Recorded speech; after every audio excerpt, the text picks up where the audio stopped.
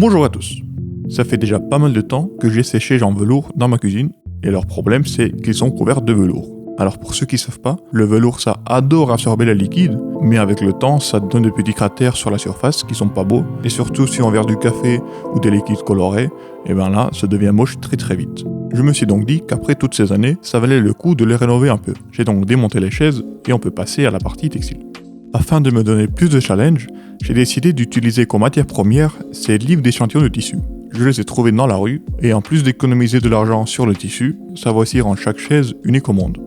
Pour commencer, j'ai dû déassembler les livres. Heureusement, ils étaient tenus ensemble qu'avec des agrafes et de la colle chaude. Après cet instant démolition, j'ai obtenu 2 tas d'échantillons, une avec des couleurs plutôt vertes et l'autre plutôt bleues. À l'arrière de ces échantillons se trouvent des autocollants en papier imperméable. Ça rend certaines parties du tissu plus rigides et plus bruyantes, ce qu'on veut pas, et on veut pas avoir une chaise qui ressemble à ça. J'ai donc essayé d'enlever les autocollants en utilisant un décapeur thermique pour ramollir la colle, mais j'ai vite abandonné car ça me prenait un temps fou pour pas grand chose. On va donc pouvoir sortir la machine à coudre, et là j'ai passé une petite heure à lire le manuel et à comprendre comment tout fonctionnait. À l'heure où j'enregistre ce voix off, j'ai déjà fini le projet, et honnêtement ça me fait vraiment très bizarre de me voir utiliser cette machine tellement lentement. Car vraiment, j'étais très lent au début, et j'ai mis 2 journées à faire seulement une chaise. Une fois la machine bien configurée, c'est plutôt facile de coudre avec. Avant de commencer à coudre, j'ai regardé pas mal de vidéos sur YouTube sur comment coudre justement, et il y avait une technique qui m'a particulièrement plu. Il consiste à mettre 2 pièces ensemble avec les côtés qui vont rester apparentes à l'intérieur, de faire une couture à 1 cm du bord.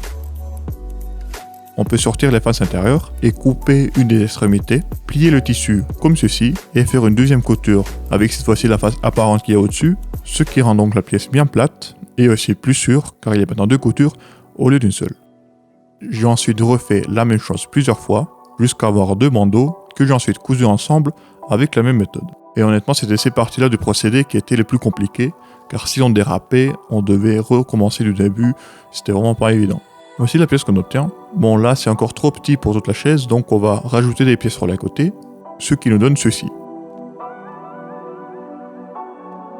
Une fois la première pièce terminée, pour les autres c'était vraiment la même chose, sauf que maintenant je savais déjà ce que je faisais, et donc ça allait beaucoup plus vite. En moyenne j'ai mis en 2 et 3 heures pour faire une chaise s'il n'y avait pas de panne avec la machine. Au fil du temps, j'avais aussi plus de contrôle sur la machine, et mes coutures devenaient beaucoup plus droites et plus rapides, ce qui est plutôt rassurant. Aussi, voir les pièces s'assembler au fil du temps, ça fait vraiment plaisir et c'est très relaxant. Voici donc toutes les pièces terminées.